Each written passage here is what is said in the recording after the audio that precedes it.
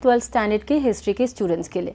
और आज का हमारा जो शीर्षक है वो बहुत ही रोचक है। आज का हमारा शीर्षक है विद्रोही और राज भाग 1। प्यारे बच्चों, आपने अभी कुछ समय पहले देखा होगा कि हमारे प्रधानमंत्री जी मोदी जी मेरठ गए थे एक खेल विश्वविद्यालय का उद्घाटन करने, और वहाँ पर उन्होंने काली पलटन मंदिर में पूजा भी की थी। अब आपको बड़ा आश्चर्य हो रहा होगा कि भाई ये इस मंदिर का नाम काली पलटन क्यों है और काली पलटन का मतलब क्या है।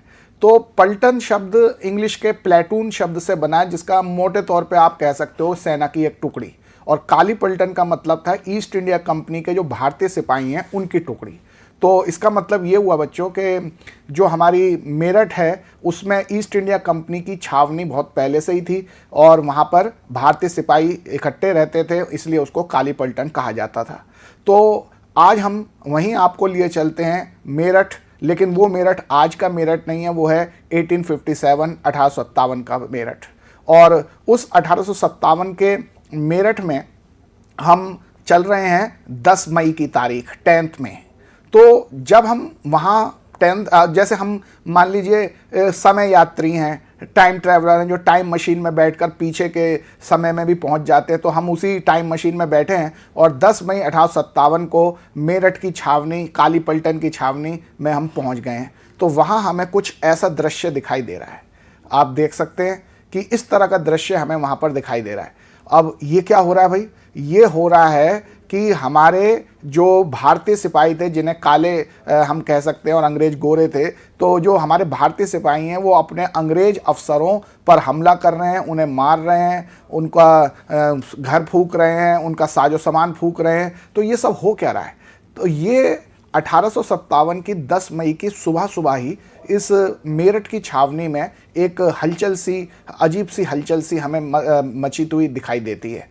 भारतीय सिपाही अचानक से उत्तेजित हो उठे और उन्होंने अपने अंग्रेज अफसरों पर हमला करके उन्हें मारना शुरू कर दिया, और फिर वो तुरंत बाद जेल में बंद अपने दूसरे भारतीय सिपाहियों के पास गए और उनको जेल से छुड़ा लिया।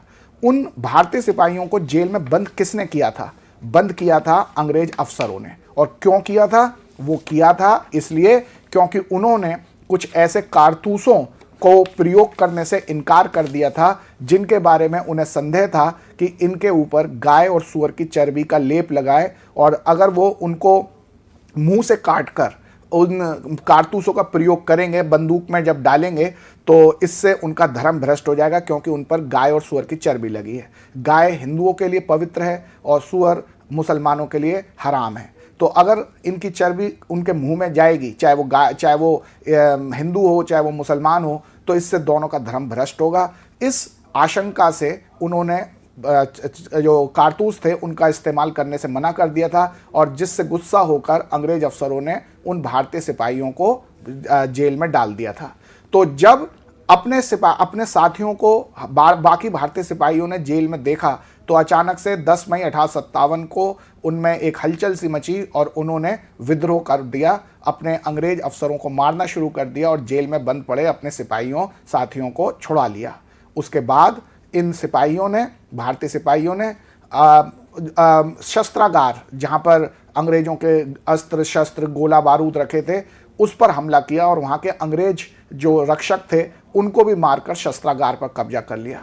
फिर उन्होंने सरकारी जो खजाना था उसे लूट लिया, और अंग्रेजी शासन के प्रतीक जो भी भवन थे, जैसे कि रिकॉर्ड रूम था, इसके अलावा टेलीग्राफ ऑफिस था, इसके अलावा अदालत, जेल, डाकघर जो भी थे, इन सब पर हमला करना शुरू कर दिया। अंग्रेज अधिकारी जिन बंगलों में रहते थे उन बंगलों पर हमला कर दिया, उनके सामान को नष्ट कर दिया, जला दिया, फूंक दिया, और उन्होंने दिल्ली और मेरठ को जोड़ने वाली टेलीग्राफ लाइन को भी तहस नहस कर दिया।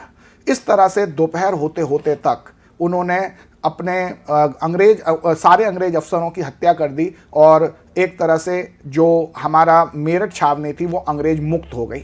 और इस पहले तो ये जो विद्रोह था, ये जो उत्तेजना के अंतर्गत जो वो अपने सिपाही इकट्ठे हो गए थे, ये पहले केवल पैदल सेना में था, लेकिन देखते ही देखते ये घुड़सवार सेना में भी फैल गया। और ना केवल अब ये सैनिकों के बीच रहा, बल्कि शहर के लोगों और आसपास के देहात के लोग भी इकट्ठे हो गए और सब ने अंग्रेजों को मारना शुरू कर दिया। और इस तरह से दोपहर होते होते तक अंग्रेज जो मेरठ है वो अंग्रेजों से विहीन हो गया, पूरे सारे अंग्रेजों खत्म कर दिया। अब सिपाहियों के लिए ये सवाल था कि अब हम क्या करें, हमने यहाँ के सब तो अंग्रेज मार लिए, लेकिन अब आगे क्या करना है। अब उनको एक नेतृत्व की जरूरत थी, उनको एक लीडर की जरूरत थी। तो सिपाहियों ने सोचा कि इस समय जो मुगल बादशाह हैं, बहादुर शाह जफर जो दिल्ली में रहते हैं, हम चलें, उन्हीं के पास चलें और उन्हीं से अपना नेतृत्व करने का आग्रह करें। तो शाम ढलते ही सिपाहियों का एक जत्था मेरठ से दिल्ली की ओर रवाना हो गया और सुबह 11 मई की सुबह सुबह वो दिल्ली पहुंच गया, लाल किला पहुंच गया और लाल किले के दरवाजे पर इकट्ठा होकर उन्होंने शोर मचाना शुरू कर दिया। बहादुर शाह जफर को बाहर आकर उनको आशीर्वाद देने और उनका नेतृत्व संभालने के लिए वो जोर देने लगे।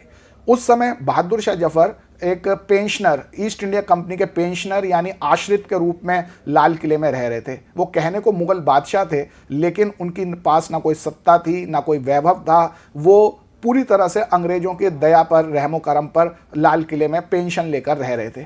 तो जब सिपाहियों ने उनसे कहा बहादुर शाह जफर से कि भाई आप हमारा नेतृत्व संभालें, क्योंकि हम मेरठ में अंग्रेजों को मार आए हैं, और इसलिए मार आए हैं क्योंकि उन्होंने हमें ऐसे कारतूस दिए थे जिस पे गाय और सूअर की चर्बी लगी है, और इस वजह से वो गाय और सूअर की चर्बी से हमारा धर्म भ्रष्ट हो जाता है, इसलिए हमने बगावत कर दी है। और अब बहादुर शाह जफर जी, अब आप हमारा नेतृत्व संभालें।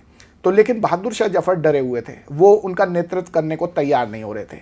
लेकिन जब सिपाही पूरी तरीके से इस तरह से उच्छृंखल हो गए, यानी पूरी तरह से काबू से बाहर हो गए और बेधड़क होकर लाल किले के अंदर घुस गए, बिना किसी दरबारी शिष्टाचार के, बिना किसी दरबारी अदब के, और बहादुर शाह जफर पर दबाव डालने लगे कि आप हमारे नेतृत्व स्वीकार करें, हमारे विद्रोह का नेतृत्व स्वीकार करें, और अगर आप ऐसा नहीं करेंगे तो हम लाल किला लूटने लगेंगे, दिल्ली लूटने लगेंगे। तो बहादुर शाह जफर के पास अब और कोई चारा नहीं था सिवाय इन विद्रोही सिपाहियों की बात मानने के। इसके अलावा मेरठ से कुछ और दस्ते भी दिल्ली आ चुके थे, और उन दस्तों से दिल्ली के लोग मिल गए थे, और वो सिपाही और दिल्ली के लोग मिलकर दिल्ली के अंग्रेजों पर हमला करने लगे थे। और ना केवल अंग्रेजों पर, बल्कि दिल्ली के जो अमीर लोग थे, जो साहूकार थे, जो पैसे वाले धनी व्यापारी थे, जिनको आम जनता अपना दुश्मन समझती थी कि ये भी हमारे लिए शोषक हैं, उन पर भी हमले करने लगे थे। जब चारों तरफ ऐसी अराजकता फैल गई तो बहादुर शाह जफर के पास और दूसरा कोई चारा नहीं बचा, और उन्हें सिपाहियों की बात माननी पड़ी और उन्हें विद्रोह का नेतृत्व स्वीकार करना पड़ा।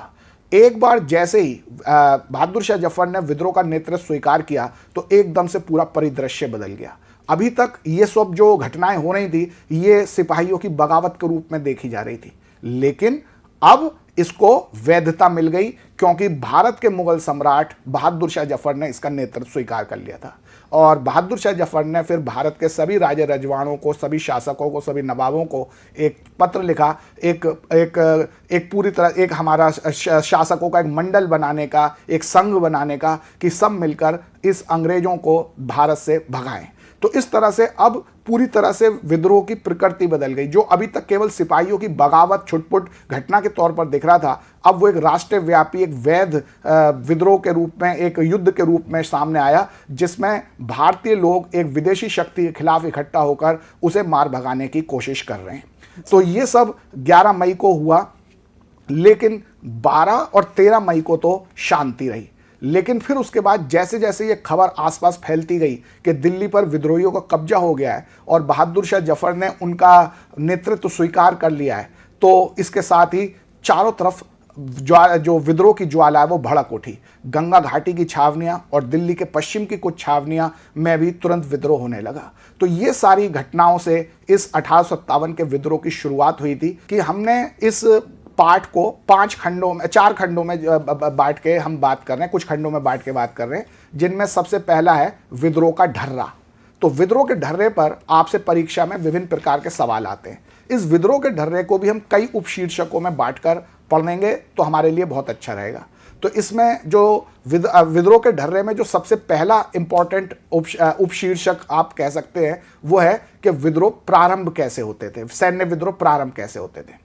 तो हमने देखा कि जैसे जैसे विद्रोह की, दिल्ली पर कब्जे की, सिपाहियों के कब्जे की खबर अलग अलग स्थानों के छावनियों पर पहुंचती गई, वहां विद्रोह होते चले गए। तो ये विद्रोह शुरू कैसे होते थे? विद्रोह शुरू करने के लिए कई तरीकों से संकेत दिए जाते थे। कहीं शाम को तोप का गोला छोड़कर यह संकेत दिया जाता था कि विद्रोह शुरू हो गया है, कहीं बिगुल बजाकर संकेत दिया जाता था कि विद्रोह शुरू हो गया है। तो फिर जब विद्रोह शुरू हो जाता था तो फिर क्या होता था? तो विद्रोह शुरू करते ही सिपाही सबसे पहले जाते थे और शस्त्रागार पर कब्जा करते थे। शस्त्रागार पर जो अंग्रेजों के सैनिक पहरेदार होते थे, अंग्रेज पहरेदार, उनको मारकर शस्त्रागार पर, यानी जो जहां पर गोला बारूद अस्त्र शस्त्र रखे होते हैं, उस पर कब्जा करते थे। फिर सरकारी खजाना लूट लेते थे। उसके बाद अंग्रेजी शासन की प्रतीक सभी इमारतों, जैसे कि अंग्रेजों के बंगले, डाकघर, रिकॉर्ड रूम, टेलीग्राफ ऑफिस, अदालत, जेल, इन सब पे हमले करके उनको नष्ट भ्रष्ट कर देते थे। और इस सब में हिंदू और मुसलमान सभी सिपाही मिलकर, और साथ ही आम जनता भी हिंदू मुसलमान मिलकर इस विद्रोह में भाग लेती थी। तो यानी ये एक राष्ट्रीय एकता का भी प्रतीक था ये विद्रोह, जिसमें जनता के सभी वर्ग धर्म जाति से ऊपर उठकर भाग ले रहे थे और अंग्रेजों के यानी विदेशी शक्ति को उखाड़ फेंकने के लिए कृत संकल्प हो रहे थे। फिर उसके बाद विद्रोहियों से अपील करने के लिए, जनता से अपील करने के लिए कई तरह की जो अपीलें जारी हो रही थी, वो हिंदी, उर्दू, फारसी, इस भाषा में जारी हो रही थी। और ना केवल इसमें सिपाही बल्कि शहर के लोग और आसपास के देहात के लोग भी आ जुटते थे और अंग्रेजों के खिलाफ हमले करने लगते थे। इन हमलों से, इन विद्रोह जो जब ये हमले होते थे तो उसमें सारे लोग मिलकर अंग्रेजों के खिलाफ भाग लेते थे। तो अब जब आम लोग इस विद्रोह में जुड़ जाते थे तो हमलों का दायरा बढ़ जाता था। सिपाहियों का तो मुख्य जो निशाना होते थे वो अंग्रेज और उनके प्रतीक होते थे, लेकिन आम लोग जितना अंग्रेजों से परेशान थे उतना ही वो भारतीय साहूकारों, भारतीय धनी व्यक्तियों से परेशान थे, क्योंकि वो भी इन आम किसानों का, आम कारीगरों का, आम मजदूरों का, आम लोगों का खून चूसते थे, उनका शोषण करते थे। तो जब विद्रोह शुरू ही हो जाता था तो ना केवल अंग्रेजों के खिलाफ हमले होते थे, बल्कि इन अमीर लोग, जो भारत के साहूकार अमीर लोग होते थे, उनके खिलाफ भी जनता हमले शुरू कर देती थी। उनके जो कोठियाँ, उनके जो मकान कीमती होते थे, उन पर हमला करके, उनकी हवेलियों पर हमला करके उनका संपत्ति लूट ली जाती थी। उनके जो ऋण के कागजात होते थे, जिन ऋण के कागजातों से वो आम जनता को परेशान करते थे कि भाई तुम्हारे ऊपर इतना ऋण चढ़ गया, तुम्हारे ऊपर इतना उधार चढ़ गया, और फिर उससे उनको शोषित करते रहते थे, उनसे पैसे हटते रहते थे। उन ऋण के कागजातों को जनता जला देती थी ताकि उसका सबूत ही खत्म हो जाए और वो ऋण के बंधन से मुक्त हो जाए। इस तरह से लगातार जो विद्रोह के स्वरूप में एक जन विद्रोह का स्वरूप आता जा रहा था। ये केवल सैनिकों का विद्रोह नहीं था, ये केवल अंग्रेजों के खिलाफ विद्रोह नहीं था, बल्कि ये सभी प्रकार के शोषक वर्गों के खिलाफ विद्रोह था, जिसमें भारतीय शोषक वर्ग भी शामिल थे, उनके खिलाफ भी विद्रोह किया जाता था। और हम देखते हैं कि जो चारों तरफ पूरी तरह से मारकाट मची हुई थी और लोग पूरी तरह से इन अंग्रेजों के और विदेशी जो भारत के जो शोषक वर्ग हैं उनके खिलाफ विद्रोह करते जा रहे थे। और इन के बारे में हम देखते हैं कि जब मई जून के समय, यानी 1857 के मई जून के समय ये विद्रोह इतना अचानक और इतनी तेजी से हुआ कि अंग्रेज हतप्रभ रह गए, अवाक रह गए। उन्हें समझ नहीं आ रहा था कि वो क्या करें। वो केवल अपनी जिंदगी, अपना जीवन और अपना घर-बार बचाने में ही लगे रहे। तो इसीलिए उस समय के एक अंग्रेज इतिहासकार ने कहा कि इस काल में, यानी 1857 की मई जून के काल में अंग्रेजों का जो शासन था वो पूरी तरह से ताश के किले की तरह ढह गया। और जहाँ पर भी ये विद्रोह होता था वहाँ पर सत्ता के सभी सोपान नष्ट कर दिए जाते थे, यानी अंग्रेजों का शासन पूरी तरह खत्म हो जाता था। लोग अपनी मनमानी करने लगते थे और वो विद्रोही सिपाहियों को ही अपना नेता मानकर उनकी बात मानने लगते थे। तो इस तरह से ये विद्रोह शुरू होते थे और इस तरह से ये पूरा विद्रोह चलता था। बच्चों, ये जो 1857 का विद्रोह था, ये एक सोचा समझा, एक प्लानिंग के साथ किया गया, एक समन्वय, कोऑर्डिनेशन के साथ किया गया विद्रोह था। इसके बारे में हम कई बातों को देखकर समझ सकते हैं कि सिपाहियों के बीच आपस में संचार हो रहा था। वो अपने बातें, अपनी सूचनाएं एक दूसरे को भेज रहे थे, एक दूसरे से सलाह मशवरा कर रहे थे और आपस में मिलकर साथ बैठकर पूरी योजना बनाकर वो हमले कर रहे थे और विद्रोह को चला रहे थे। इसका एक उदाहरण मैं आपको देता हूँ। 7वीं अवध इरेगुलर कैवलरी ने मई 1857 के शुरू में ही कह दिया था कि अपने अंग्रेज अधिकारियों को कि भाई हम इन कारतूसों को जिनमें गाय और सूअर की चर्बी लगी है हम इनको प्रयोग नहीं करेंगे, और उन्होंने इसका खिलाफ विद्रोह शुरू कर दिया था। तो 7वीं अवध इर्रेगुलर कैवलरी ने एक पत्र लिखा 48वीं नेटिव इन्फेंट्री को, और उसमें कहा कि भाई हमने अपने धर्म की रक्षा करने के लिए कारतूसों के इस्तेमाल से इनकार कर दिया है और अब हम 48वीं नेटिव इन्फेंट्री के हुक्म का इंतजार कर रहे हैं। तो इसका मतलब सिपाहियों के बीच में आपस में सूचनाओं का आदान प्रदान हो रहा था, वो एक दूसरे को संदेश भेज रहे थे, एक दूसरे से सलाह मशवरा कर रहे थे और आपस में मिलजुल कर अपने सामूहिक फैसले ले रहे थे। इसका मतलब यह हुआ कि चारों तरफ विद्रोह के मंसूबे गढ़े जा रहे थे और सिपाही और उनके संदेशवाहक हर जगह घूम रहे थे और विद्रोह की सूचनाएं और विद्रोह की बातें चारों तरफ चल रही थी। इसका एक और उदाहरण हम देखते हैं कि एक देसी ईसाई इंस्पेक्टर था, भारतीय था लेकिन वो ईसाई बन गया था, और वो उसका नाम था फ्रांसवा एस्टिन। तो उसने वो एक बार सहारनपुर के मजिस्ट्रेट के पास औपचारिकतावश शिष्टाचारवश मिलने गया। वो भारतीय कपड़ों में था, वो बाहर कचहरी में बैठा था, तो एक मुसलमान तहसीलदार आया और उसने पूछा अवध की क्या खबर है। तो फ्रांसवा एस्टिन ने कहा कि अगर हमें अवध में कुछ काम मिलता है तो जनाब आली को पता है चल ही जाएगा। तो इस पर वो मुसलमान तहसीलदार बोलता है कि घबराओ मत, इस बार हम सफल होंगे, विश्वास रखो, भरोसा रखो, इस बार मामला काबिल हाथों में। और बाद में पता चला कि वो जो बिजनौर का सबसे बड़ा विद्रोहियों का सरदार था। तो इसका मतलब जब भारतीय जो सरकारी कर्मचारी भी एक जगह से दूसरी जगह सरकारी कामकाज से जाते थे तो वो भी विद्रोह की सूचनाएं एक दूसरे को भेज रहे थे। तो इसका मतलब संचार उनका बहुत अच्छा था, सूचनाएं सभी सिपाहियों के बीच में आज आदान प्रदान उनका चारों तरफ चल रहा था। अब सवाल ये है कि अगर ये बात तो सही है कि ये जो विद्रोह था ये पूर्व नियोजित था, इसमें कोऑर्डिनेशन था, प्लानिंग थी, सब था, लेकिन सवाल ये है कि फिर ये प्लानिंग कर कौन रहा था, योजनाकार थे कौन और प्लानिंग की कैसे जाती थी। तो इसके हमारे पास जो प्रत्यक्ष साक्ष्य हैं उनके से तो हमें इसका कोई सीधा जवाब नहीं मिल सकता, लेकिन हमारे सामने एक ऐसी घटना है जिससे पता चलता है कि किस तरह से प्लानिंग की जाती थी विद्रोह की और कौन प्लानिंग कर रहे थे। ये घटना है जो अवध मिलिट्री पुलिस के जो कैप्टन हेयर से उनके बारे में। अवध मिलिट्री पुलिस के कैप्टन हेयर से के सुरक्षा की जिम्मेदारी भारतीय सिपाहियों की थी। जहां पर अवध मिलिट्री पुलिस के कैप्टन हेयर से तैनात थे वहीं 41वीं नेटिव इन्फेंट्री भी तैनात थी। तो 41वीं नेटिव इन्फेंट्री के लोगों ने, सिपाहियों ने अवध मिलिट्री पुलिस को चिट्ठी लिखी कि भाई देखो, हमने तो अपने सारे अंग्रेज अफसरों की हत्या कर दी है, अब आपका भी फर्ज बनता है कि कैप्टन हेरसे को या तो आप मार दें या उसे गिरफ्तार करके हमारे हवाले कर दें।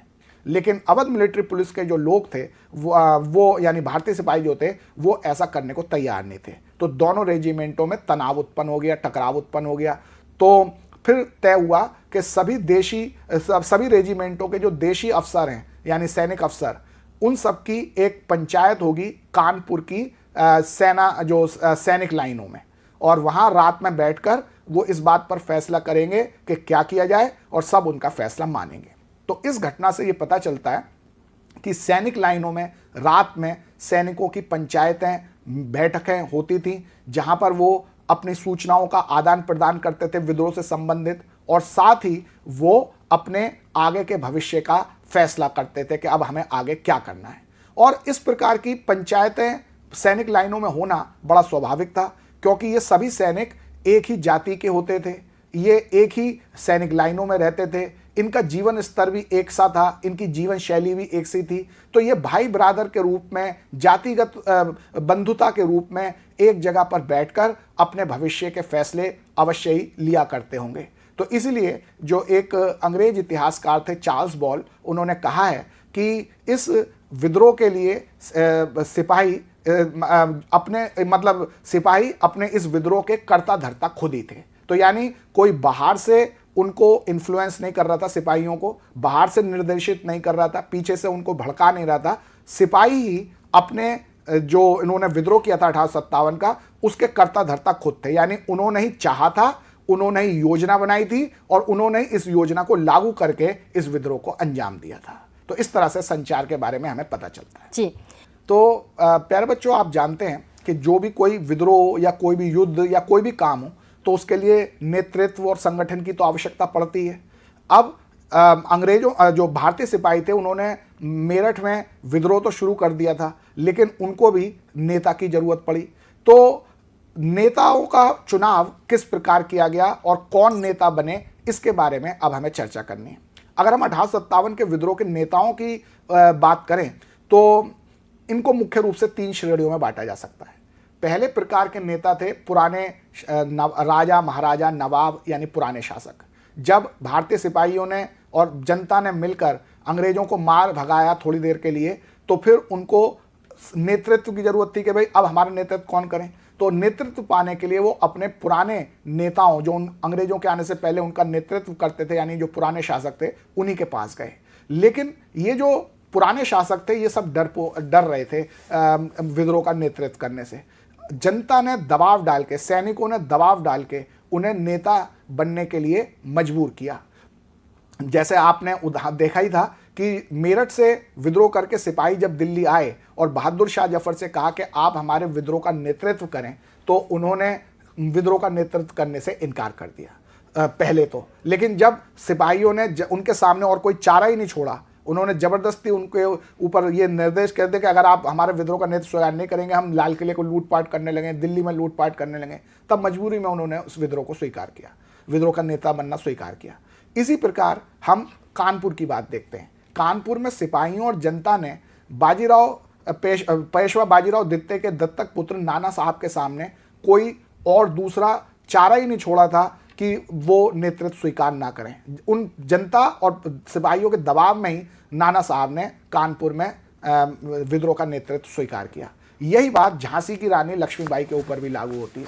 झांसी की जनता के दबाव में ही उन्होंने विद्रोह का नेतृत्व स्वीकार किया। और यही बात आरा यानी बिहार के आरा के जमींदार कुंवर सिंह के बारे में भी लागू होती है। उन पर भी जनता के दबाव था, इसी वजह से उन्होंने नेतृत्व स्वीकार किया।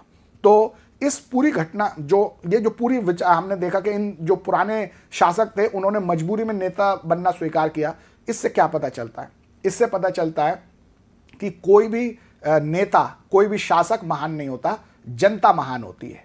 जनता अपने बीच में से कोई भी व्यक्ति को नेता बना देती है और उससे कहती है कि हमारा नेतृत्व इस तरह से करो। फिर वो उस वैक्यूम को भरता है और इस तरह से उस वैक्यूम को भर के वो नेतृत्व प्रदान करता है। तो इस तरह से जो हिस्ट्री लिखी जाती है, इसे कहा जाता है सबाल्टर्न हिस्ट्री। तो सबाल्टर्न हिस्टोरियंस के अनुसार कोई भी नेता महान नहीं होता, समाज महान होता है, जनता महान होती है और जनता ही अपना नेता स्वयं चुन लेती है और फिर उससे नेतृत्व करवाती है।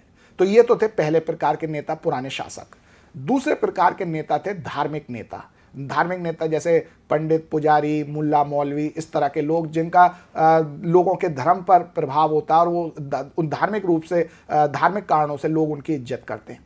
इनमें एक प्रमुख नाम है मौलवी अहमदुल्ला शाह का। उन्हें डंका शाह भी कहते थे। डंका शाह इसलिए कहते थे क्योंकि उनकी पालकी के आगे आगे ढोल बजाते हुए लोग चलते थे और पीछे पीछे उनके समर्थकों का बड़ा हुजूम चलता था। वो पढ़े लिखे व्यक्ति थे, वो हैदराबाद में शिक्षित हुए थे और फिर उन्होंने जगह जगह घूमकर अंग्रेजों के खिलाफ विद्रोह की अलग जगानी शुरू की। जब वो लखनऊ पहुंचे अंग्रेजों के खिलाफ लोगों को प्रोत्साहित करने के लिए, उत्साहित करने के लिए, उनको भड़काने के लिए, तो उनको अंग्रेजों ने गिरफ्तार कर लिया और उनको फैजाबाद की जेल में बंद कर दिया। लेकिन जब 1857 में विद्रोह हुआ तो भारतीय सिपाहियों ने उन्हें आज़ाद करा के उन्हें अपना नेता बना लिया और उन्हीं के नेतृत्व में चिनहट की लड़ाई में, जिसमें हेनरी लॉरेंस के नेता था, सेनापति था अंग्रेज सेना का, तो चिनहट की लड़ाई में अंग्रेजों को भारतीय सिपाहियों ने मौलवी अहमदुल्ला शाह के नेतृत्व में ही हराया था।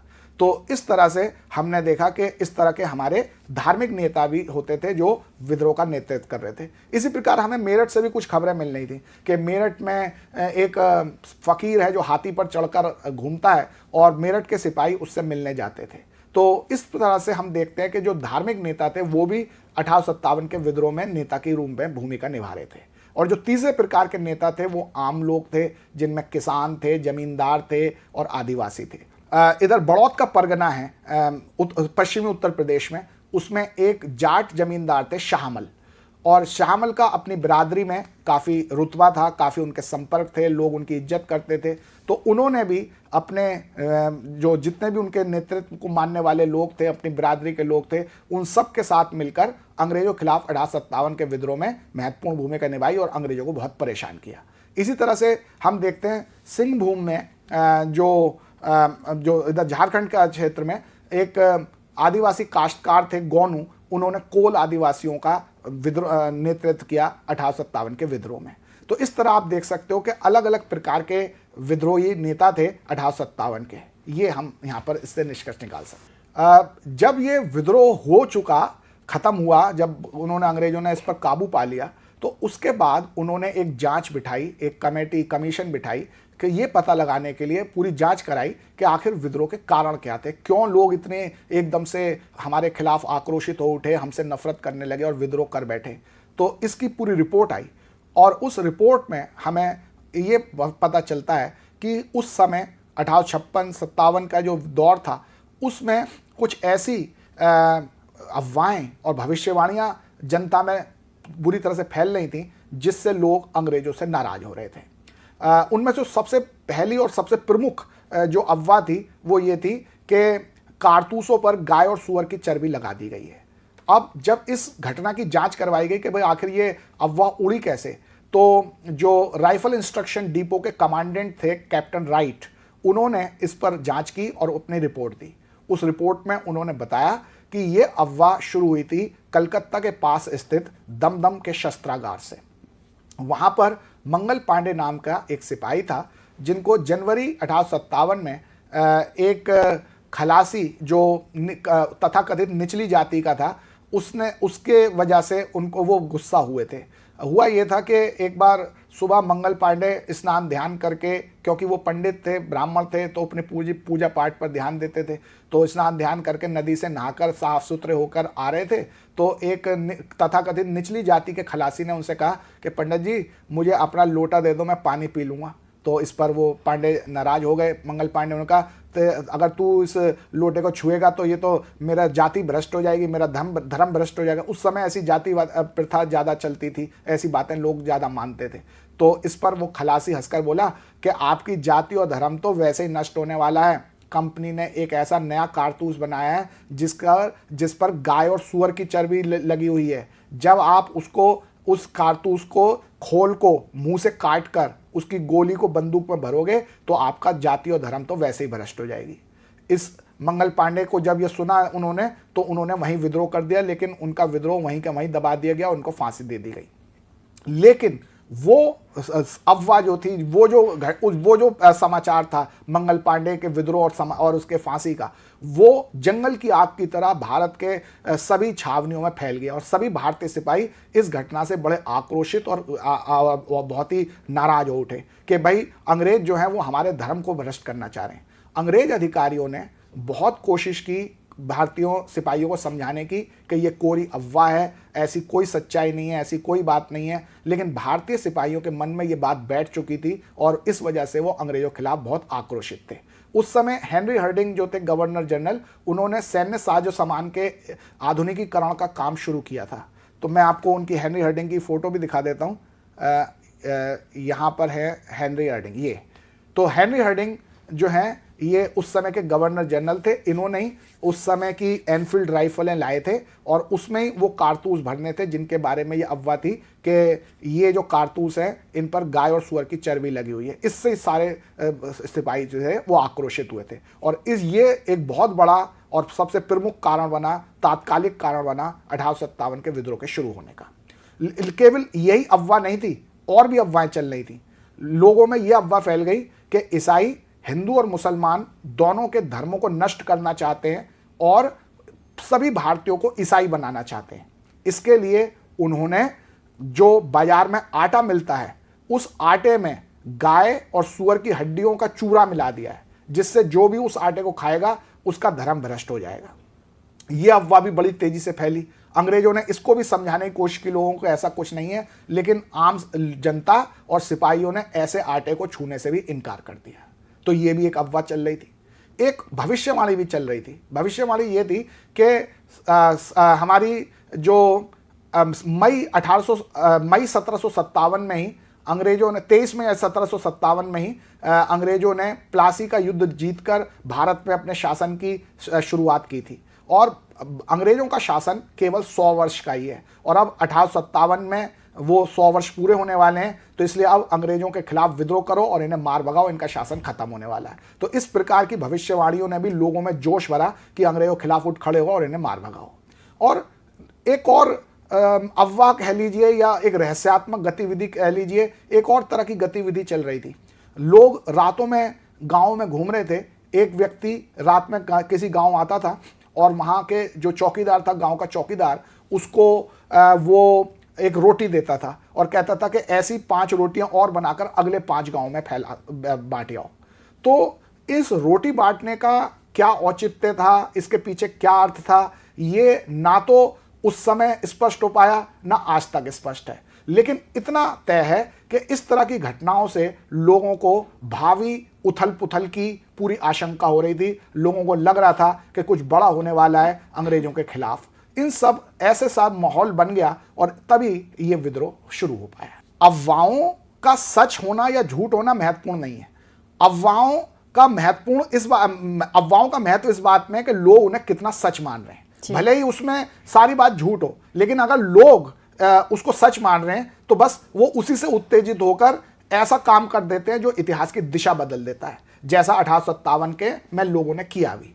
भले ही अभी कोई इसके बारे में स्पष्ट प्रमाण नहीं है कि ऐसे कारतूस थे भी कि नहीं, कि जिन पर गाय और सुअर की चर्बी लगी थी, कि आटे में गाय और सुअर की हड्डियों का चूरा मिला था, ऐसा था कि नहीं था। इसके बारे में अभी तक कोई प्रत्यक्ष प्रमाण नहीं मिले। लेकिन वो सही बात थी या गलत बात थी, ये महत्वपूर्ण नहीं। महत्वपूर्ण बात यह है कि लोग उसको सही मान रहे थे। परसेप्शन का सारा खेल होता है। अगर लोगों को लगता है कि ये बात सही है तो इसका मतलब चाहे भले ही गलत हो, लेकिन वो उससे सही मानकर उससे उत्तेजित होकर इतिहास की दिशा बदल देते हैं, जैसा 1857 में हुआ। तो अफवाहें इसलिए फैलती हैं, अफवाहें तब फैलती हैं जब वो लोगों के जहन में गहरे दबे शंकाओं, डरों और आशंकाओं की प्रतिध्वनि करती दिखाई देती हैं। यानी अगर लोगों के मन में पहले से डर बैठा हुआ किसी बात का, उसी से संबंधित, उसी से मिलती जुलती कोई अफवाह फैल जाए तो लोग उस पर झटपट विश्वास कर लेते हैं, तुरंत विश्वास कर लेते हैं।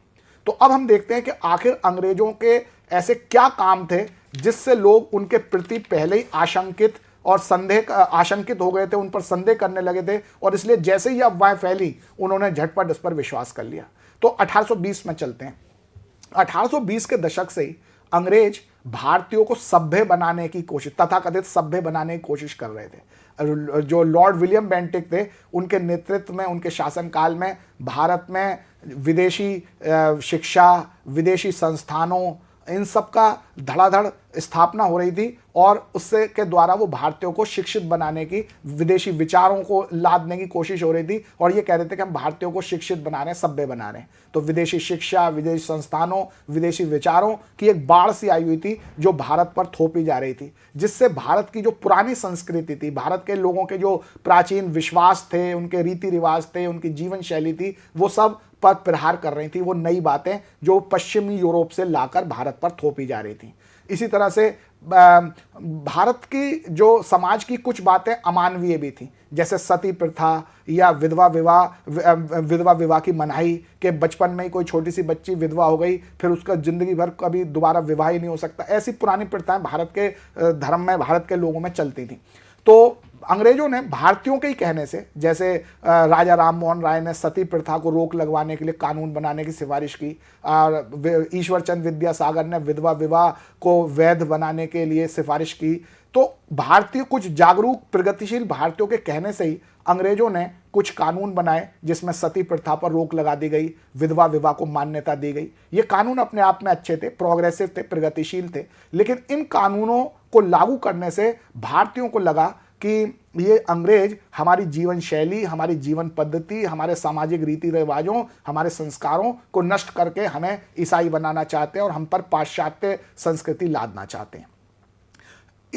इन सब पृष्ठभूमि में अगर हम देखें कि लोगों के मन में ये आशंकाएं बलवती हो रही थी कि अंग्रेज हमारे धर्म को नष्ट करना चाह रहे हैं, इसीलिए जब ये अफवाहें फैली कि कारतूस पे सूअर और गाय की चर्बी लगा दी गई है, या आटे में सूअर और गाय के हड्डियों का चूरा मिला दिया गया है, तो लोगों ने उन पर झटपट विश्वास कर लिया, क्योंकि अंग्रेजों के पुराने कारनामे ऐसे थे, पुराने वो काम ऐसे थे जिससे लोगों के मन में ये पहले ही गहन संदेह, आशंका और डर बैठ रहा था कि ये अंग्रेज हमारे धर्म को, हमारी संस्कृति को, हमारे रीति रिवाजों को, हमारी प्राचीन प्रथाओं को नष्ट करके हमें पाश्चात्य संस्कृति हम पर लादना चाहते हैं और हमें ईसाई बनाना चाहते हैं। तो अंग्रेज काफ़ी समय से ये काम कर रहे थे। इस वजह से जब ये अफवाहें फैली तो लोगों ने उस पर तुरंत विश्वास कर लिया। इसके अलावा अंग्रेजों के कुछ ऐसे कारनामे थे कि वो भारतीय रियासतों को हड़प लेते थे। कभी जैसे अवध को उन्होंने हड़प लिया ये कहकर कि भाई आपका शासन अच्छा नहीं है, लोग आपसे परेशान हैं, आप अलोकप्रिय हैं, इसलिए वाजिद अली शाह आप हट जाओ, हम आपका राज्य हड़प रहे हैं। इसी प्रकार से डॉक्ट्रिन ऑफ लैप्स यानी हड़प नीति का प्रयोग करते थे वो, कि अगर किसी राजा के कोई पुत्र नहीं होता था तो उसके गोद लिए पुत्र को वो नहीं मानते थे और उसका राज्य भी अंग्रेजी राज में मिला दिया जाता था। इस सब से भारतीय लोग आशंकित थे अंग्रेजों के प्रति, क्योंकि जब कोई राज्य भारतीय शासक के हाथ से निकलकर अंग्रेजों के हाथ में आता था तो वहाँ का तो पूरा जीवन ही बदल जाता था। वहाँ की शासन व्यवस्था बदल जाती थी, वहाँ के कानून बदल जाते थे, वहाँ भू स्वामित्व के तरीके बदल जाते थे, लगान वसूली की प्रणाली बदल जाती थी। तो भारतीयों को लगता था कि अंग्रेजों ने तो हमारी पूरी जीवन पद्धति, हमारी संस्कृति, हमारे धर्म, हमारे रीति रिवाजों, हमारे संस्कारों सबको खत्म कर दिया। इसलिए वो अंग्रेजों से पहले ही आशंकित थे और इसलिए जब ये अफवाहें फैल रही थी तो एकदम से उन्होंने उस पर विश्वास कर लिया। और इस पूरी घटना में आग में घी का काम ईसाई मिशनरियों ने किया। ईसाई मिशनरियां बड़ी तेजी से पूरे भारत के सभी लोगों को ईसाई बनाने के अपने एजेंडा पे लगी हुई थी, अब उस काम में लगी हुई थी। और वो भारतीय धर्म का, चाहे वो हिंदू धर्म हो, चाहे मुस्लिम धर्म हो, इस्लाम धर्म हो या कोई और धर्म हो, उन सब का मजाक उड़ाते थे, उनके देवी देवताओं का मजाक उड़ाते थे, उनके प्रति कठोर वचन कहते थे और अपमानजनक टिप्पणियां करते थे। तो इन सब से भारतीयों को लग रहा था कि अंग्रेजों का मुख्य उद्देश्य भारत के हिंदू मुसलमान सभी धर्मों को नष्ट करके सब भारतीयों को ईसाई बनाना और भारत का पाश्चात्यकरण करना है। और अगर वो ऐसा करते हैं तो भारत जिन चीज़ों को भारतीय इतने मूल्यवान समझते थे, जिनसे वो प्यार करते थे, यानी उनके धर्म, उनके रीति रिवाज, उनके संस्कार, उनके राजे रजवाड़े, उनकी भूस्वामित्व की प्रणाली, उनकी लगान अदायगी की प्रणाली, जिन सब से वो प्यार करते थे, जिन्हें बहुमूल्य समझते थे, अंग्रेजों के आते ही वो सब नष्ट हो जाएंगी, वो सब खत्म हो जाएंगी। ये चीज़ उनको भारतीयों को लग रही थी। और इसीलिए जब ये अफवाहें फैली कि गाय और सूअर की चर्बी के कारतूस बना दिए गए हैं, या गाय और सूअर की चर्बी का जो गाय और सूअर के हड्डी का चूरा आटे में मिला दिया गया है, तो लोगों ने इस पर झटपट विश्वास कर लिया। बहुत ही फेमस स्टेटमेंट है लॉर्ड डलहौजी का, a cherry that will drop into our mouth one day, ये उनका कहना था। और वो चेरी किसे कह रहे थे? अवध को कह रहे थे। अब एक्चुअल में ये विद्रोह तो बड़ा काफ़ी लंबे भूभाग पर फैला हुआ था 1857 का। इसमें कानपुर भी था, मेरठ भी था, दिल्ली भी थी, मध्य भारत भी था, झांसी, ग्वालियर, बिहार सब था। लेकिन इतना जो 1857 में इतना बड़ा जो प्रहसन, जो इतना बड़ा नाटक चल रहा था, भव्य नाटक चल रहा था 1857 विद्रोह का, उसका जो मुख्य मंच था वो अवध था। तो अब हम अपना ध्यान अवध की तरफ ले चलते हैं और अवध पर विशेष फोकस करके उसके बारे में समझने की कोशिश करेंगे। अब आप ये सोच कर कह सकते हो कि जी जब इतने बड़े क्षेत्र में विद्रोह चल रहा था तो हमने अवध को ही क्यों चुना विशेष फोकस के लिए, उसकी विशेष अध्ययन के लिए? तो इसका कारण ये है कि अवध में जो विद्रोह की प्रकृति थी वो बाकी सब जगहों से थोड़ी भिन्न थी। बाकी सब जगह जो विद्रोह हो रहे थे वो मुख्य रूप से सिपाहियों के द्वारा किए गए, शासकों के द्वारा किए गए विद्रोह थे। उसमें आम जनता उतनी तन्मन्यता से शामिल नहीं थी जितनी अवध में शामिल थी। तो अवध के बारे में अब हम फोकस करते हैं। तो उसमें जो सबसे पहली बात ही, जैसे आपने अभी पूछ ही ली, का cherry that will drop into our mouth one day, ये लॉर्ड डलहौजी का कथन है और उन्होंने 1851 में 1851 में ये बात कही थी। इसका मतलब अवध को हड़पने की उनकी गिद्ध दृष्टि लगी हुई थी और वो अवध को अपने कब्जे में, अपने ब्रिटिश शासन में, अपने ईस्ट इंडिया कंपनी के शासन में मिलाना चाहते थे। तो इसके लिए तैयारी तो बहुत पहले से शुरू हो गई थी। 1801 में ही अवध पर सब्सिडरी अलायंस यानी सहायक संधि थोप दी गई थी। सब्सिडरी अलायंस लॉर्ड वेलेस्ली ने शुरू की थी। इस संधि के अंतर्गत क्या होता था कि जब ईस्ट इंडिया कंपनी किसी भारतीय शासक के साथ ये सहायक संधि, सब्सिडरी अलायंस करती थी, तो उससे कहा जाता था भारतीय शासक से कि अब आप अपनी सेना भंग कर दो, आपके राज्य की सुरक्षा की जिम्मेदारी कंपनी की होगी, ईस्ट इंडिया कंपनी की होगी, और इसके लिए ईस्ट इंडिया कंपनी अपनी सेना आपको आपके राज्य की सुरक्षा के लिए लगाएगी और उस सेना का खर्चा आपको यानी भारतीय राजा को देना होगा। और अगर आपके पास इतना पैसा नहीं है तो अपने राज्य का एक हिस्सा हमें दे दो, जहां से हम उसके टैक्स से हम अपने इस कंपनी की सेना का खर्चा चलाएंगे। और जब एक बार वो भारतीय राजा इस सब्सिडरी अलायंस को स्वीकार कर लेता था तो उसकी स्थिति एक कठपुतली शासक की तरह हो जाती थी, क्योंकि ना केवल उसकी सेना खत्म हो जाती थी बल्कि उसके दरबार में गवर्नर जनरल का एक प्रतिनिधि, जिसे ब्रिटिश रेजिडेंट कहा जाता था, वो भी आके बैठ जाता था। और फिर भारतीय शासक कोई भी काम करे उसे उस ब्रिटिश रेजिडेंट से पूछ कर ही करना पड़ता था, उसकी सहमति लेकर ही करना पड़ता था। यहाँ तक कि वो किसी दूसरे राज्य से ना युद्ध कर सकता था, ना संधि कर सकता था, ना कोई संबंध बना सकता था। सारी बातें उसे ब्रिटिश रेजिडेंट से पूछ कर ही करनी पड़ती थी। इस तरह से वो व्यक्ति यानी वो शासक लुंज पुंज हो जाता था और एक तरह से कठपुतली बन जाता था अंग्रेजों की। तो अंग्रेजों ने 1801 से ही अवध पर ये अब सब्सिडरी अलायंस लागू कर दी थी और अवध का जो नवाब था वो एक तरह से अंग्रेजों की कठपुतली बन के लाचार होकर केवल शासन कर रहा था। लेकिन वो फिर भी कोई शिकायत नहीं कर रहा था। वो कह रहा था जैसी स्थिति चलो उसी में मुझे वैसे ही रहने दो। लेकिन अंग्रेजों को तो तब भी पेट नहीं भर रहा था। उनका तो ये मानना था कि भाई ये इस पूरे अवध पर हमारा कब्जा होना चाहिए, इस नाम मात्र के कठपुतली शासक को भी हटाओ और अवध को डायरेक्टली अपने ईस्ट इंडिया कंपनी के जो राज्य है उसमें शामिल कर लो। तो अब आप पूछ सकते हो कि आखिर अवध में ऐसा क्या था जिससे जो ईस्ट इंडिया कंपनी चाहती थी कि इस अवध को अपने राज्य में मिला लिया जाए। तो अवध की जमीन बहुत उपजाऊ थी और अंग्रेजों को लगता था कि यहाँ पर कॉटन यानी कपास और इंडिगो यानी नील की बहुत अच्छी खेती हो सकती है, जो इंग्लैंड के कारखानों में जिनकी बहुत मांग है। तो इसलिए वो अवध को अपने डायरेक्ट कब्जे में लेना चाहते थे। इसके अलावा उनको ये भी लगता था कि अवध को उत्तर भारत में एक बड़े बाजार के रूप में विकसित किया जा सकता है, जिससे ईस्ट इंडिया कंपनी के व्यापार को बहुत फायदा होगा। इसके अलावा जैसा हमने देखा कि उन्होंने 1757 से अपना राज भारत में शुरू किया था और धीरे धीरे करके उन्होंने बंगाल को जीत लिया, कर्नाटक को जीत लिया, उन्होंने पंजाब को, दोआब को जीत लिया। इस तरह से वो धीरे धीरे करके वो सारे और मराठा भूमि को जीत लिया। इस तरह से भारत के एक बड़े भूभाग पर उनका कब्जा होता जा रहा था और अब उन्हें लगता था कि इसकी परिणति तब होगी जब हम अवध को भी अपने शासन में शामिल कर लेंगे और तब भारत के एक बड़े भूभाग पर हमारा कब्जा हो जाएगा।